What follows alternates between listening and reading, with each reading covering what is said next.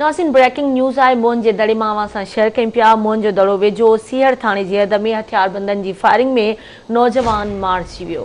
बिल्कुल नाज़रीन, अफ़सोसनाक ख़बर अवां ताईं पहुचायूं पिया। मक़तूल जी सुञाणप ॻोठ मोहम्मद खान चांडियो वासी नौजवान मीर चांडियो तो रथी आहे।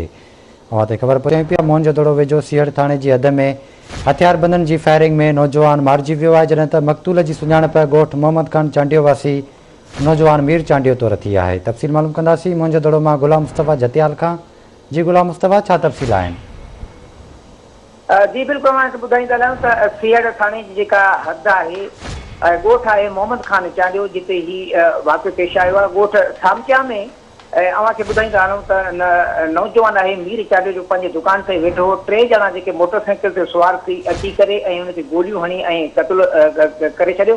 अव्हां खे इहो ॿुधाईंदा हलूं त मुंहिंजी जेका आहे त पुलिस सीहड़ जे थाणे जी सां राब्तो थियो आहे, त उनजो चवणु इहो आहे त कुझु टाइम पहिरियां जेको आहे कुझु ॾींहं पंहिंजे चांडिया बिरादरी में पाण में जेको आहे त का मामूली मसइले सां जेको ॿारनि जी ॻाल्हि सां जेको झेड़ो थी पियो हो, उन जो जेको ही कारण थी सघे थो। हिन वक़्त ते जेके आहे त वारस जेके हिन थाणे ते न पहुता आहिनि ऐं जीअं ई जेका आहे त वारस जेके ईंदा ऐं निशानदी कंदा त असां जेको केस दाख़िल कंदासीं। हिन वक़्तु जेका आहे त असांखे का ख़बर कान थी पए त कहिड़ा माण्हू हुन ऐं जेका निशानदी न थी सघी आहे। ठीकु आहे गुलाम मुस्तफ़ा, वॾी महिरबानी अवां जी तफ़सील खां आगाह करण लाइ।